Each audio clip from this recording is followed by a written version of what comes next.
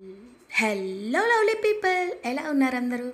చూడండి, ఈ కమ్మటి మెంతి కూర పప్పు ఇది చాలా చాలా ఈజీ అండి చేసుకోవడం. కానీ బ్యాచిలర్స్ కానీ కొత్తగా పెళ్ళైన వారికి కానీ ఎంతో ఈజీగా చేసుకోగలిగే ఒక రెసిపీ అన్నమాట ఇది. ఇది చేసుకోవడం ఎంత ఈజీ అంటే చిన్నపిల్లలైనా చేసేయగలరు అనమాట. సో ఇది మనకు కావాల్సింది ఏంటంటే, దీనికి మెంతి కూర చక్కగా క్లీన్ చేసుకుని పక్కన పెట్టుకోండి. ఫస్ట్ కడాయి వేడి చేసుకొని దీంట్లో ఒక 3 చెంచాల నూనె అయితే వేయండి. నూనె వేసాక మనం దీంట్లో ఆవాలు, జీలకర్ర అన్నీ వేసి ఇవి బాగా వేగే వరకు, ఆవాలు చిటపట్లాడి బాగా వేగే వరకు దీన్ని మనం వేయించుకోవాలన్నమాట. మెంతాకులో ఇసుక అది ఉంటుంది కదా, మీరు అది బాగా చక్కగా 2 సార్లు నీళ్ళల్లో అయితే క్లీన్ చేసుకోండి. ఇప్పుడు దీంట్లో మనం వెల్లుల్లి రెబ్బలు, పచ్చిమిరపకాయ ముక్కలు అన్నీ వేసేసాం. తర్వాత ఇంగువ. ఎప్పుడైనా సరే మనం పప్పు చేసేటప్పుడు ఇంగువ వేస్తే ఆ టేస్టే వేరండి. తర్వాత సన్నగా తరిగి పెట్టుకున్న ఉల్లిపాయ ముక్కలు మీరు కావాలంటే అవాయిడ్ చేసుకోవచ్చు. నేనైతే పప్పులో ఉల్లిపాయ ముక్కలు ఎప్పుడు వేస్తాను. తర్వాత దీంట్లో ఒక 2 టమోటాలు సన్నగా తరుక్కొని వేసేసుకోండి. ఒక పెద్ద ఉల్లిపాయ, ఒక 2 టమోటాలు అయితే సరిపోతాయి. తర్వాత దీంట్లో మంచి రంగు కోసం పసుపు, తర్వాత ఈ ముక్కలు తొందరగా మగ్గిపోవడానికి మనం సాల్ట్ వేసేస్తే ఇవి తొందరగా మగ్గిపోతాయి అన్నమాట. సో దీంట్లో ఉప్పు, పసుపు వేసాక దీన్ని చక్కగా ఒకసారి కలిపేసుకుని మనం దీంట్లో మూత పెట్టేసి మనం దీన్ని కొంచెం సేపు కుక్ చేసుకోవాలన్నమాట. టమోటా ముక్కలు, ఉల్లిపాయ ముక్కలు, ఉప్పు వేస్తే తొందరగా మగ్గిపోతాయి. ఇదైతే చాలా యూస్ఫుల్ టిప్ అండి.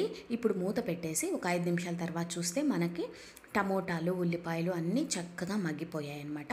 సో ఈ ఆకుకూరలు మనం ఏవైనా దీంట్లో యూస్ చేసుకోవచ్చు. మెంతాకైనా యూస్ చేసుకోవచ్చు, లేకపోతే మామూలుగా మన బచ్చలి కూర, లేకపోతే తోటకూర, ఇలాంటివి కూడా దీంట్లో యూస్ చేసుకోవచ్చు. అంటే ఆకుకూర పప్పు చేయడం మెథడ్ ఇలాగే ఉంటుందండి ఆల్మోస్ట్. సో మెంతాకైతే నేను చక్కగా క్లీన్ చేసుకుని దీనిపైన ఇలా వేసేసాను.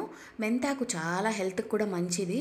మనం షుగర్ పేషెంట్స్ వాళ్ళు మెంతాకు ఎక్కువ యూస్ చేస్తుంటే మంచిది. షుగర్ లేని వాళ్ళు కూడా షుగర్ రాకుండా ఉండడానికి మెంతాకు ఎక్కువగా యూస్ చేసుకుంటే, మెంతులు అలాంటివి మనం ఎక్కువగా యూస్ చేసి వంటలు చేసుకుంటే చాలా మంచిదన్నమాట. సో ఇప్పుడు మనం ఇలా మెంతాకు వేసాక ఇది ఎక్కువసేపు ఉడకనివ్వకూడదండి. మెంతాకు కొంచెం తొందరగా చేదు వచ్చేస్తుంది. అందుకని మనం ఇలా వేస్తూనే మెంతాకు కూడా తొందరగా మగ్గిపోతుంది. చాలా తొందరగా మగ్గిపోయే ఆకుకూరల్లో మెంతాకు కూడా ఒకటి. ఇది చాలా తొందరగా మగ్గిపోతుంది అనమాట. మనం దీన్ని చక్కగా ఇలా ఒకసారి కలిపేసుకున్న తర్వాత మనం ఏం చేస్తామంటే దీన్ని మూత పెట్టేసి ఇంకొక 2 నిమిషాలు ఉడకబెట్టచ్చు. కానీ నాకైతే ఇది ఆల్మోస్ట్ మగ్గిపోయినట్టు అనిపిస్తోందండి. ఇప్పుడు మనం దీంట్లో టమోటాలు ఆల్రెడీ వేసాము, కానీ కొంచెం చింతపండు కూడా వేస్తే ఇంకా బాగుంటుందన్నమాట. చూడండి, నేనైతే కొంచెం చింతపండు రసం కూడా దీంట్లో వేసుకుంటున్నాను. ఇప్పుడు ఈ మెంతాకు కలర్ చూసారా, పప్పు కలర్ ఎంత బాగుందో. సో చింతపండు రసం వేసాక మనం ఆల్రెడీ పచ్చిమిరపకాయలు వేసుకున్నాము, కానీ ఇంకొక అర చెంచా కారం కూడా నేను వేసుకున్నాను అనమాట. ముందుగా 1 కప్పు కందిపప్పు అయితే నేను చక్కగా 1 గంట నానబెట్టి కుక్కర్లో ఉడికించుకుని పెట్టుకున్నాను. ఒక 3 విజిల్స్ వరకు కుక్కర్లో ఉడకబెడితే పప్పు ఇలా చక్కగా ఉడికిపోతుందండి. సో కందిపప్పు మనం నానబెట్టి ఉడకబెట్టుకున్నామంటే ఇంకా కొంచెం ఒదుగు వస్తుంది, పైగా బాగా మెత్తగా కూడా ఉడికిపోతుంది అనమాట. సో చూడండి, ఆ కలర్, ఆ టెక్స్చర్ చూడండి.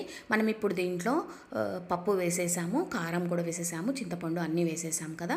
సో ఇలా ఒకసారి మొత్తం కలిపేసుకుని మరో 2 నిమిషాలు దీన్ని అలా ఉడకనించేసి కొంచెం ఆ పప్పులో కూడా పచ్చివాసన ఉంటుంది కదా, అదంతా పోయే వరకు మనం చక్కగా దీన్ని ఉడకబెట్టేసుకుంటే వేడి వేడి మెంతాకు పప్పు రెడీ అయిపోయిందండి. ఇప్పుడు మీరు దీన్ని సర్వింగ్ బౌల్లోకి తీసేసుకోవచ్చు. పక్కన చక్కగా ఉప్పు మిరపకాయలు 2 పెట్టుకొని నెయ్యి వేసుకుని వేడి వేడి అన్నంలో కలుపుకుని తిని చూడండి, చాలా బాగుంటుంది. ఎలా వచ్చిందో నాకైతే కమెంట్స్ పెట్టండి. నెక్స్ట్ వీడియోలో మళ్ళీ కలిసేంత వరకు ఉంటా. మీ విజ్జి.